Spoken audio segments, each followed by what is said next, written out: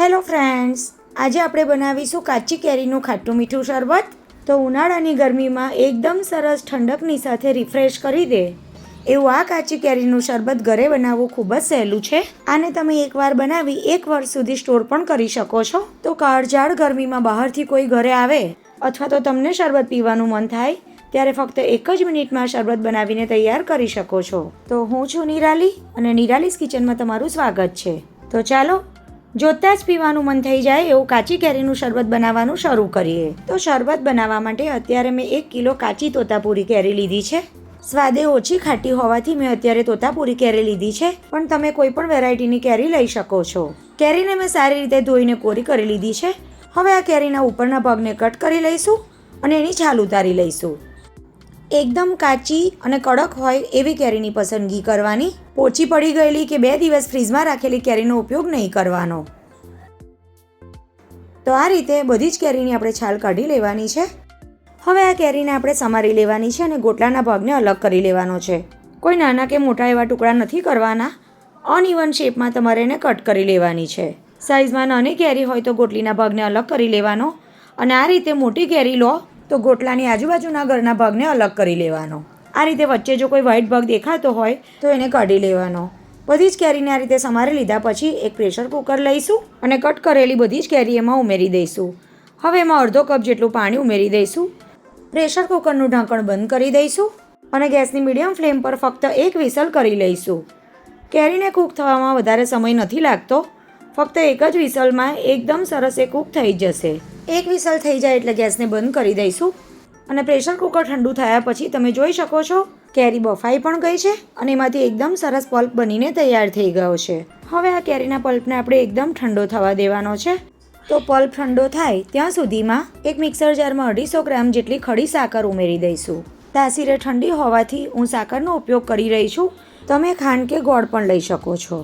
તો 1 કિલો કેરીમાંથી ગોટલા અને છાલનો ભાગ બાદ કરતાં 800 ગ્રામ જેટલો પલ્પ તૈયાર થયો છે. તો એના માટે મેં 250 ગ્રામ જેટલી સાકર લીધી છે. તમે તમારી ચોઈસ પ્રમાણે સાકરનું પ્રમાણ વધારે કે ઓછું કરી શકો છો. હવે આ સાકરના પાવડરને આપણે જે વાસણમાં શરબત બનાવવાના છીએ એમાં ઉમેરી દઈશું અને આ જ મિક્સર જારમાં બાફેલી કેરીનો ઠંડો થયેલો પલ્પ ઉમેરી દઈશું.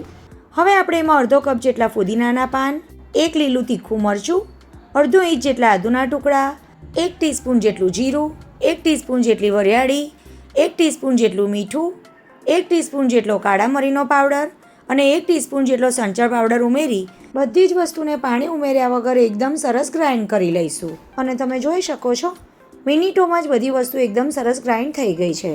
હવે આપણે જે વાસણમાં સાકરનો પાવડર ઉમેર્યો છે એને ગેસ પર લઈ લઈશું અને સાકરનો પાવડર ડૂબે એટલું પાણી ઉમેરી દઈશું.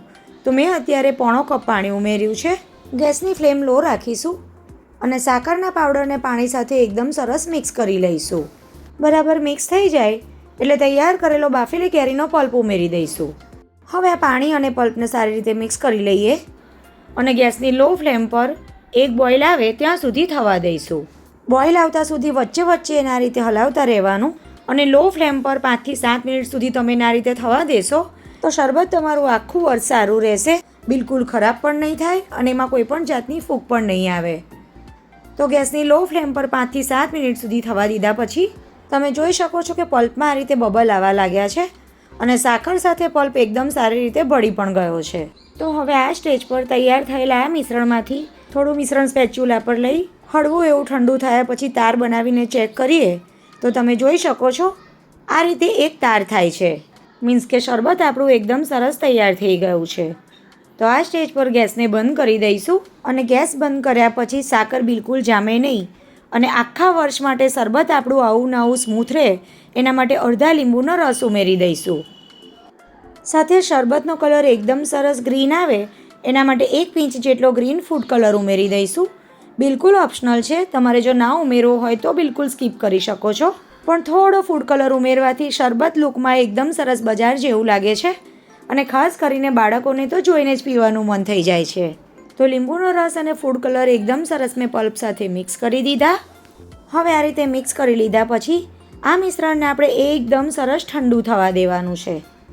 આ રીતે તમે સતત એને ચલાવતા રહેશો ને તો બધી વરાળ નીકળી જશે અને મિશ્રણ જલ્દીથી ઠંડુ થઈ જશે.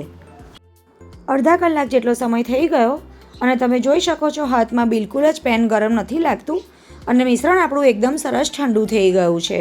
હવે આ શરબતના સિરપને એકદમ સરસ સ્મૂથ કરવા માટે એક બોલ પર ચાળણી મૂકી દઈશું અને તૈયાર કરેલા આ શરબતના મિશ્રણને આ રીતે ગાળી લઈશું. આ રીતે ગાળીને ઉપયોગમાં લેવાથી બજાર જેવું જ એકદમ સરસ સ્મૂથ સિરપ બનીને તૈયાર થશે. એમાં જે પણ કંઈ મસાલો હશે તે સ્ટ્રેનરમાં રહી જશે અને તમે જોઈ શકો છો એકદમ સરસ બજાર જેવું જ પરફેક્ટ કન્સિસ્ટન્સી અને સ્મૂથ ટેક્સચર સાથે કાચી કેરીના ખાટા મીઠા શરબતનું સિરપ તૈયાર થઈ ગયું. તમે જોઈ શકો છો ચમચા પર આ રીતે ઘટ કોટિંગ થાય છે. તો બસ હવે એક કાચની આ રીતે એરટાઇટ બોટલ લઈશું અને તૈયાર કરેલા કેરીના શરબતના મિશ્રણને એમાં ઉમેરી દઈશું.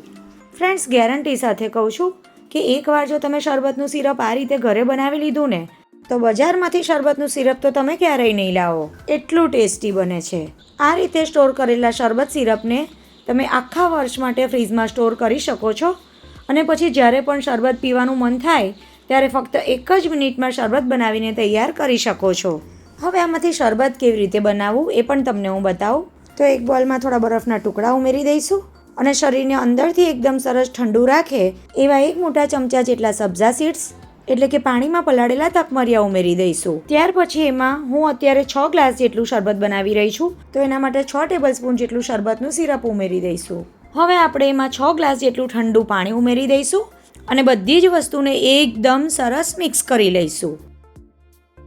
અને મિક્સ કરતાં જ તમે જોઈ શકો છો એકદમ સરસ જોતાં જ પીવાનું મન થઈ જાય એવું વિટામિન સીથી ભરપૂર અને પેટને અંદર સુધી ઠંડક આપે એવું ખૂબ જ ટેસ્ટી કાચી કેરીનું ઠંડુ ઠંડુ શરબત બનીને તૈયાર થઈ ગયું. ઉનાળામાં દાદી નાની વખતથી બનતું આ કાચી કેરીનું શરબત, જેને બાફલો તરીકે પણ ઓળખવામાં આવે છે, જે ઉનાળામાં શરીરને ખૂબ જ ઠંડક આપે છે અને ગુણકારી પણ છે. તો હવે બજારમાંથી મોંઘા શરબતના સિરપને લાવવાની જગ્યાએ આ રીતે એકવાર ઘરે જ કાચી કેરીનું શરબત બનાવીને ચોક્કસથી ટ્રાય કરજો. મારી ગેરંટી છે ઘરમાં બધાને બહુ જ ભાવશે. તો બનાવજો અને મને કહેજો કે તમને આજની આ રેસીપી કેવી લાગી. રેસીપી સારી લાગે તો વિડીયોને લાઇક કરજો, શેર કરજો અને આવી જ બીજી નવી રેસીપી જોવા માટે નિરાલીસ કિચનને સબસ્ક્રાઈબ કરજો. તો ફરી મળીશું એક આવી જ નવી રેસીપી સાથે. આવજો.